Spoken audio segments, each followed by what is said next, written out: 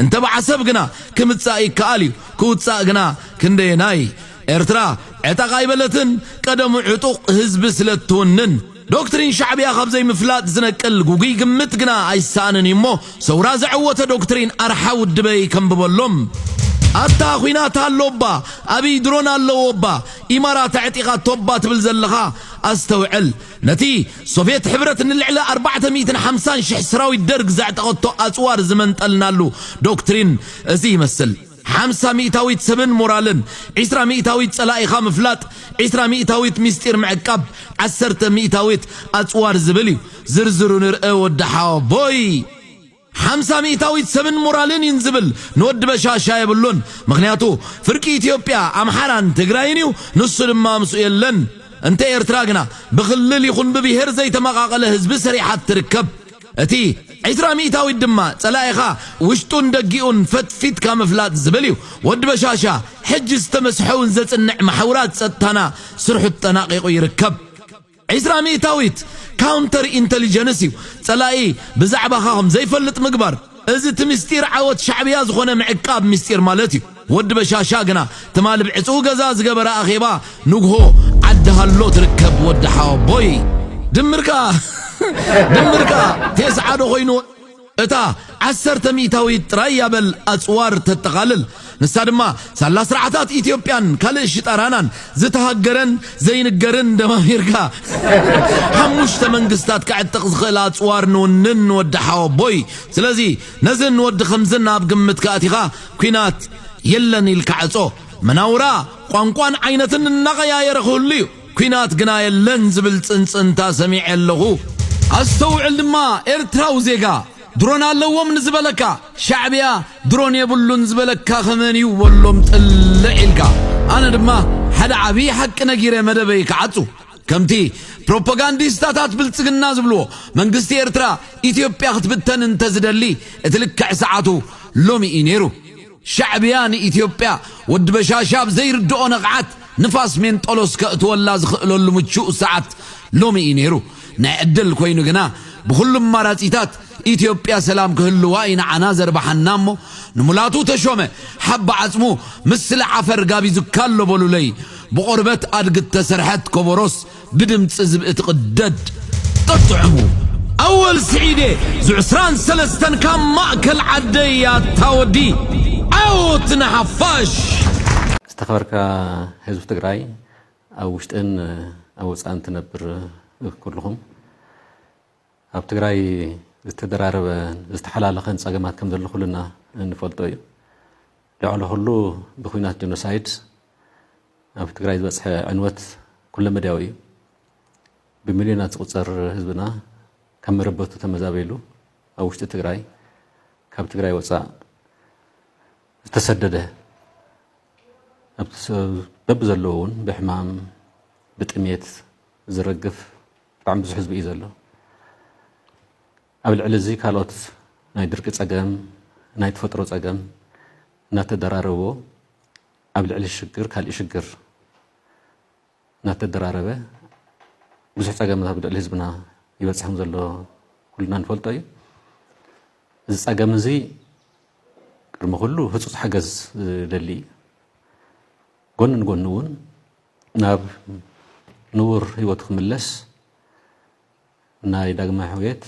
اغرم تخل سرحتي يرليو اذا كلت تاساسيروك كفصم تزيخيلو حزبنا كاب شجر زوص طرحك انت يكونس قبل على برست نوسخيو زخيد لم صقمات بزحاتن استحلالخون يكون نبر اندحرت حاجاجزنا زين قاللون زين فتحنون يكونن كم فلت حي العمام حصص حجز تግራይ ዝብል سفح من كساسنا تخايده صنيح እዩ እዚ من كساس او ውሽጥ ዓድን ወፃእን ዘሎ ኩሉ ህዝብና ዘላቶ حجز ዘላቶ ደገፍ እንሃበ ንብዙሕ ህዝብና በጽሕሊ ኣብዚ ኸይዲ ኣብዚ ናይ حصص حجز حصص ملاش نتግራይ كلون تساتفلي سراويت تግራይ كفتا زلاتو زرخبا سنقي نقنسة نهزوه كدقف بزح مساعدة كفيل لي بهوت كن كفيل لي بخالط مداياتون نخفله نهزوه حركوت نهزوه كاب طلال برست كادحين هوت كفيل لي ذلو صقمات نمكلالون بتازلاتون كفتا درخوا سنقي نقنسون حزبنا فليز بالحجز بزي مقراص ام كيادون دركبي ازي تاريخ زي رسعو مسواتنت بهوت مسواتنت بكل خام مسواتنت فناي ما حيلنا فلي تاريخون حزور الناس رح يركب بوليس راويت بوليس حيلنا ونكمو كفتا دلاتو دموز بقصالي ان حزبنا ان حجزون يركب دياسبراون كمو بتازلات عامي ابزا مخته كلنا منفلطو عبيرو ربز غبريو حزب تግራይ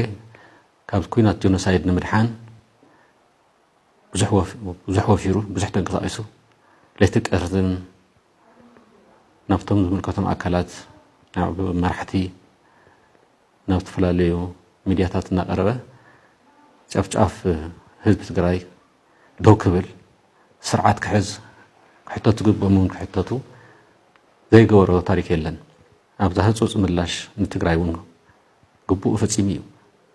حزون كنت بقصالون كفصمون زلوي توبم ነገር ጸገምና استحلالخن تدررون يكون بر تحጋጊዝና ክንፈትሖ ዘለና እዩ ኣብ ቀረባውን ዘካየድ ቴሌቶን ኣሎ ኣብ ጥቅምቲ 10 ልተወ ብዝብል ቴማ እዚ ኩልና ተሓጋጊዝና ንህዝብና ክንበጽሕ ተተጀሚር ዘሎ ብዘለጸ ክንጠናኸር ህጹጽ حاجة صراحة يكونون حاوي يقولك تأكل زكالنا كلهم جبر أو تتكراي زلوهون كويش تتكراي وسع زلوه تكراي كاو حليفون كالوت عام تاتون بمتخاب قدم كله تساقم حزبنا هناك قلل كاول لعلون جن تساقم حزبنا كفتح نتحجاجز نتدجاجف إد تحجاجزنا نسقم يعني اللي ناي ود وردن ناي أبي أحمدن ذاته انتهى يمثل نيرو أبو زقروا ودور ده خيرهم زقنة نبي إثيوبيا نبي سوا مالت إثيوبيا خلوا كل خود غراي إثيوبيا ده يكون تنيا زلا جل زولو ما زخول يمنع عاي يكون تننديا بتي ولا بتي كنا دسوا خير النيو مس أبي أحمد تزاتي تزاتن تعي نيرو بزح قمنا جرات كم زنور و كيدو زرخوهم كيدو ذاته كفيلهم ذاته استقامت ومسؤو ذاته يمسؤو بزحات يوم زملكاتهم أكلات ببستفعل عليه حتى مالتي ببستفعل عليه أجندة نجرجن مسأبي أحمد تزاتيو تلعيلهم استزرارو بلهم نتبتات نتاعيهم نيروهم زول كان حتى تكلنا زرخونا يمكن كلت عبيت نجرات اللو تحدى دردر مش شفاتو زبلي أزيب زحلفون نيشتلن تناخفنا لنيرنا هنا نجرجن لومي ديتيل كنا قربينا نمنتاي كم تجراي كم تجارو نعنا زد لينا نتاي يزبل كم يزبل فلطينا تمرحنا تون طفيوه يكون أبي أحمد ونيت أفون تجراي نتاي يدل زبل تاريخ ويان يوم تتحسس با حزب يكون نزب زلهو تبلع على حزب تجراي موتن شفان زحلم بلايتن بقطرن كومو زحلم صلاقن صلاي التحساس بانسو صلايو بدنبي نصلاي بنريو العينينا هون ريا زلنا زول امنه لن تاي قبل دلي تحدى نطبي دردر مشفاته غبر له وزول زول ابي احمد من يومتم شفاته هذه بزحات سوات بقدما يمسل علنا يو وانا من تايهم دردر غبر يولن تولو مشفاته دردر يولنا لكم انه علنا نتفالالنا نخدلنا نسخهم يخم كم تقور زلهم يقولكم زهايله كل نجر فريدو وزغيد كل نجر خون اللو ويل هايلن دا السنه نهتمه يقورهم زلهم سيلهم زقرب الله مردا اسل زدلغن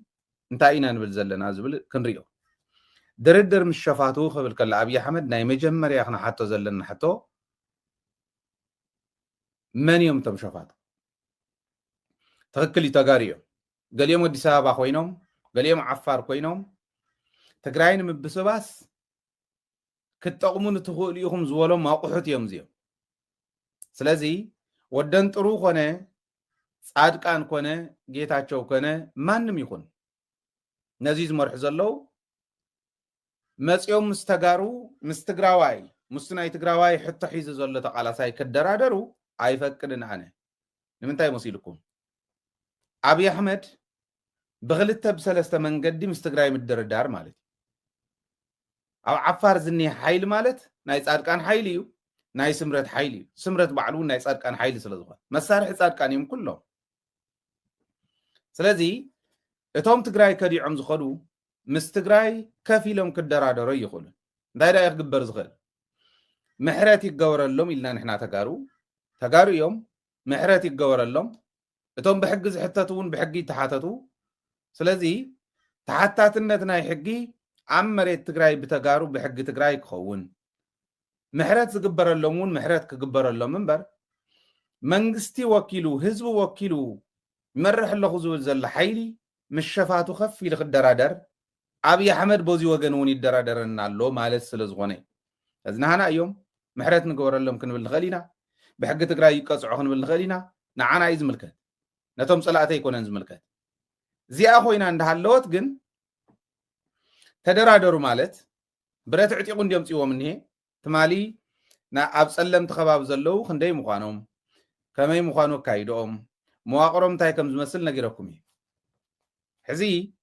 ብዓፋር ዘለው እውን ክንደይ ምዃኖም መዋቅሮም እንታይ ይመስል ንፈልጦም ኢና እዚኦም ብምልኦም ዓጢቆሞ ዘለው ዕጥቂ እውን ዝዕጠቆም አብይ አሕመድ እዩ ዝቕለውዎ ዘለው ስቃጥላ እውን ዝቕልዎም አብይ አሕመድ እዩ እንታይ ክትገብር ኢኻ ምስኦም ክትደራደር ውዕል ፕሪቶሪያ እንዲያተራኽበና ምስ ኢትዮጵያ በውዕል ፕሪቶሪያ መሰረት ምስ ኢትዮጵያ ንደራደር ሸፋቶይ ተፍሪ ክንብሎ ኢና ሸፋቶይ ተፍሪ ይኽእሉና ክብለና ክእል እዩ እንድሕረ ፍሪና ኮይና መሬትና ክምልስ ኣለዎ ላዕላውነትና ክኽበር ክኽእል ኣለዎ ውዕል ፕሪቶሪያ መሰረት ጌርካ ምድርዳር ኢት ናይ መጀመርያ ንሱ ዘይተግበርካስ ንዓበል ምስ ሸፋቱ ተደራደር ስለ ዝበለካ አብይ አሕመድ ምስ ሸፋቱ ንምድርዳር ኢልካ ምኻድ ንመላእ ህዝቢ ትግራይ ምኽሓድ ስለ ዝኾነ ኣግባብ ኣይኮነን እዚኣ ክገብር ኢሉ ዝዳሎ ዘሎ ወዲ ወረደ እዚኣ ኣሚኑላ ዝመፀ ወዲ ወረደ እንተ ገይርዋ ንትግራይ ከምታ ትማል ዝበልክዋ ብጎዲም ካራ ይሓርዳ ከም ዘሎ ዘረጋግፀሉ ይኸውን ሕዝቲ ሓንቲ ነጥቢ እዚኣ እያ ነይራ ምስ ሸፋቱ ምድርዳር ኣይከኣልን ክንብል ኣለና ከም ተጋሩ ምሕረት ይገበረሎም ይእተው ኣብ ዓድና ኮይንና ኣብ ገዛ ሕቶ ስለ ዘይብልና እኮ ይኮነን ንሕና ኩልና ሕቶ ኣለና ዘዘለና ሕቶ መድረኽ ከፊትና ናይ ተጋሩ ኣብ ናይ ተጋሩ መድረኽ ኩልና ተጋሩ ክንዛተ ክንክእል ኣለና ዝብል ከኺደና እዩ ስለዚ ሓንቲ እዚኣ ነይራ ኩሉ ትግራዋይ ክቃወም ኣለዎ ከኣትዮ ብሎምን ንትግራይ ኣብ መሬት ትግራይ ኣትዮም ሕቶኦም ከቕርቡ የብሎምን ምሕረት ክግበረሎም የብሉን ናብ ሓድነት ብሔራዊ ረብሓና ፈሊና ብሔራዊ ዕላማታትና ፈሊና ናብ ሓድነት ክንመፅእ የብልናን ዝብል የብለይን ትግራይ ኣትያቶ ካብ ዘላ ፀገም እትወፀሉ እንኮ መማረፂ መዋፅኦ ምርድዳእ ምዝታይ ብሓባር ምስራሕ ኢሎም ጉባኤ ዘተን ምርድዳእን ትግራይ ብዛዕባ ትግራይ ንግደስ ዝበሉ ኣካላት ኩሎም ረኺበ ዝበለ እዚ ጉባኤ ኩሎም ንምዝታይ ብሓሳብ ንምርዳእ ድልዋት ምዃኖም ድማ ኣረጋጊፅ ኣለኹ ኢሉ ኣብ ትግራይ ዝተደለየ ምዕሩይ ሕቡርን መሪሕነት ብዘይምርካብ ከፋፋላይ መንፈስ ኣብ ዝዓሰለሉ ተረዳዲእኻን ትግራይ ንምሕዋይ ፈተና ኣብ ዝኾነሉ ነዚ ዝምልከቶም ኣካላት ብምውካስ ነቶም ንህልውና ዝዋደቑ ኣካሎም ዘወፍዩ ምእንተ ዝምነይዋ ትግራይ ክብሉ ኩለንተናኦም ዘበርከቱ ሰላማ ዝሓለወት ትግራይ ክትህሉ ደቃ ዝኣከበት ጎንፂ ዝረሓቓ ትግራይ ክትህሉ እያ ኢሎም ኣባላት ዘተን ምርድዳእን ካብዚ ብተወሳኺ ትግራይ ክትህነፅ ጎንፂ ኣሊኻ ብዘተ መኺርካ ሓቢርካ ንምስጋር ዝግበር ጉዕዞ ወሳነ ምዃኑ ካብዚ ወፃእ ንምሕዋይ ዝግበር መንገዲ ክዕውት ከም ዘይኽእል ኣመራርሓ ጉባኤ ዘተን ምርድዳእን ኣብ መግለፂኦም ኣነፂሮም ኣካቢ ጉባኤ ዘተን ምርድዳእን ብፁዕ ኣቡነ ተስፋ ስላሴ መድሕን ንሕበር ንምክር መዋፅኦና ነነፅር ኣብዚ ኣቢልና ካብ ዘለናዮ ንስገር መትከል እዚ ጉባኤ እዚ መግለፂ እዩ ይብሉን ሓድነትን ስራሕ ኣብ ሓድነት ንዕመን ብሄራዊ ረብሓን ኣጀንዳናን እንተፈሊና እንተነፂርናን ኣብኡ መሰረት ጌርና ንገብሮ ዘተዕውት ውፅኢታውን ክኸውን ዘኽእሎ ኢሎም ትግራይ ካብ ዘለዋ ፀገማት ክትወፅእ ኩሉ ዝኣምነሉ ዝሳተፈሉ መንገዲ ተስፋ እንተሎ ምዝታይ ምርድዳእ መፍትሒ መምፃእ ብምዃኑ ንፖለቲካዊ ውድባት ሲቪል ማሕበራት ኣብ ወፃን ውሽጥን ዓድን ዝርከቡ ዝተፈላለዩ ምእንተ ትግራይን ተጋሩ ዝሰርሑ ውዳበታትን ካልኦትን ብዙሓት ዘሳተፈን ንኩልና ሓደ ክገብረና ኣብ ዝኽእል ምሂን እናካየድና ፀኒሕና ኢና ድማ ኢሎም እዚ ጉባኤ ናይ ዕርቂ ኮሚቴ ወይ መራኸብቲ መሸማገሊ ወይ ንስኻ ግደፍ ኢሉ ዕበት ዝብል ኮሚቴ ኣይኮነን ልኡኽ እዚ ጉባኤ ትግራይ እያ ትግራይ ነፃ ሓሳብ ዝሸራርሸረላ ምእንታን ትግራይ ክበሃል ኩሉ ዝዓጠቐ ይኹን ዘይዓጠቐ ማሕበራዊ ይኹን ውዳበታት ዝሓሸ መንገዲ ከይድ እዚ ድማ ንዝብል ሓሳብ ልዕልና ህዝቢ ናይ ሓሳብ ዘተን ምርዳን ዓውዲ ጉባኤ ልዕልና ትግራይ ዝጠቕሙ ሓሳባት እዩ ኢሎም ጉባኤ ዘተን ምርዳን 21 ኣባላት ዝሓዘ ካብ ዝጣየሽ 4 ኣዋርሕ ዘቑፀረ እንትኾን ኣፈላላይት ካብ ጎነፅን ምርድፋእን ወፃኢ ዘይተሳነዩ ሓሳባት ብምርድዳእ ብምዝታይ ትግራይ ናብ ዝሓሸ ኩነታት ንምስጋር ዝዓለመ ጉባኤ ምዃኑ ይፍለጥ ኢሎም ውድብ ሳልሳይ ወያነ ትግራይ ሓዱሽ ኣቦ መንበር መሪፁ ኣሎ ንዝሓለፈ 6 ዓመታት ኣብ ውድባዊ ሓላፍነትን ውድብ ሳልሳይ ወያነ ፀንሐ ኣቦ መንበር እቲ ውድብ ኣይተ ኣሉላ ሃይሉ ንዘቕረቦ ካብ ሓላፍነት ናይ ምልቃቕ ሕቶ ቅቡልነት ረኺቡ ከም ዝተተከ ውድብ ሳልሳይ ወያነ ትግራይ ገሊጹ ኣሎ ውድብ ሳልሳይ ወያነ ትማል ኣማስዮ ብዘርግሖ ሓበሬታ ኣብ ዝሓለፉ 2 መዓልታት ኣብ ዝተኻየደ ኣኼባ ብሄራዊ መሪሕነት እቲ ውድብ ኣቦ መንበር እቲ ውድብ ኣሉላ ሃይሉ ብፍቓዱ ካብ ሓላፍነት ክለቅቕ ናብ ብሄራዊ መሪሕነት እቲ ውድብ ዕላው ናይ መልቀቕ ደብዳቤ ከም ዘእተወ ሓቢሩ ብሄራዊ መሪሕነት ውድብ ሳልሳይ ወያነ ትግራይ ዘቕረበሉ ካብ ሓላፍነት ናይ መልቃቕ ሕቶ ተመያየጥሉ ኣይተሃይሉ ካብ ዘቕረቦ ምክንያታዊ ብምርዳእ ነቲ ሕቶ ቅቡል ከም ዝገበረ ሓቢሩ ኣሎ ብመሰረት እዚ ድማ ኣይተ ክንፈ ሓዱሽ ኣቦ መንበር ውድብ ሳልሳይ ወያነ ትግራይ ኮይኑ ከም ዝተመርፀ እቲ ውድብ ዕላው ገይሩሎም ኣቶ ጌታቸው ረዳን ጻድቃንን ዝለኣኽዎም ኣኽላባት ብሰፊሑ ተነዚሖም ኣለዉ እነ ጌታቸው ዝሃብዎም ኣጀንዳ ከይሓሰቡ ከይስተንተኑ ብዘይስኽፍታ ይዛረቡ ኣለዉ ውሕጅ እንተይመፀ መንገዲ ውሕጅ ፅረግ እቲ ዓሳ ንመሓዝነ እቲ ባሕሪ ምንፃፍ ኣዋጅ ጀኖሳይድ ብተጋሩ ኣብ ልዕሊ ተጋሩ ኩሉ ክኹንኖ ዝግባእ ነውሪ እዩ እዚ እቲ ባህግዩ ኣብቲ ጻድቃን ምክትል ፕሬዚደንት ግመት ኣብ ዝነበረሉ በቢ ኣዳራሹ ኣብ ዝመርሖ ዝነበረ ዋዕላታት ብዘይ ምንም ሕንከት ዝዝረብ ዝነበረ ኣብ ልዕሊ ህዝቢ ዓድዋን ከባቢያን ዘቕንዐ ሓደገኛ መርዛም ዘረባ ሓፊሉ ባዕሉ ጻድቃን ስኽፍ እንተይበለ መደምደምታ ገይሩሉ ሰሚዕና ነርና ሰሜን ምዕራብ እውን ሓዊሱ ዞም ከባቢታት ማሕበራዊ መሰረት ሕወሓት እዮም ክብል ብወግዒ ብዘይ ምንም ሰጋእ መጋእ ክዛረብ ሰሚዕና እዚ ድማ ብቑሉዕ ኣብ ልዕሊ ህዝቢ ዞም ከባቢታት ተወሳኺ መርዚ ይንዛሕ ኣሎ ከምቲ ኩሉ ግዜ ዝብሎ ኣቶ ጌታቸውን ጻድቃንን ንመንገዲ ፋሽስት ጉጅለ ከም ተመክሮ ወሲዶም ስልጣን ንምጭባጥ እዮም ኣብ ትግራይ ከሳኽዕዎ ብዙሕ ተጓዮም ነይሮም ከም ዕድል ግን ኣይሰለጦምን ህዝቢ ዓድዋን ከባቢያን ኮነ ህዝቢ ዝኾነ ከባቢ ሕወሓት ናይ ምቅዋም መሰል ከም ዘለዎ ኩሉ ናይ ምድጋፍ መሰል እውን ኣሎ እዚ ህዝቢ ንሕወሓት ስለ ዝደገፈ ኣይኮነን ኣብ ልዕሊ ናይ ህልቀት ኣዋጅ ዝእወጅ ዘሎ እቲ ዕላማ ኣብቶም ናይ ንጻድቃን ኣዳራሽ ደጋጊምና ዝሰማዕናዮ መሬትና ተወሪርና ዶ ገለ ዝብል ኣባይታ ዘየለ ነውረኛ ክሲ መሰረት ምግባር ነዚ ህዝቢ ምጭፍጫፍ እዩ እቲ መበገሲ እዚ ክኹነን ዝግባእ ነውራም ዘረባ እዩ ካብ ቤት ጽሕፈት ብልጽግና 4 ኪሎ ናብ ኣዳማ ቤት ጽሕፈት ብልጽግና ኦሮሞ ዝተጻሕፈ ኦሮሞ ኣብ ልዕሊ ካልኦት ናይ ምንባር ስልቲ ንሕና ኦሮሞቶት ግዚኡ መልዩ ናትና ንኽኸውን ሕዝቡን ኣበርቲዕና ንሰርሐሉ ጉዳይ እንተሃለወ ታሪኻውያን ጽላእትና ምስ ጎረባብቶም እናቆርካ ሰላሞም ክስእኑ ብምግባር ኢኮኖምያውን ወታደራውን ዓቕምና ንኸዓቢ ምግባር ምዃኑ ርድኡ እሞ ነዚ ተግባር መፈጸሚ ዝኸውን ንዘጣየሽናዮ ሓይልታት ሓራ መሬት ትግራይ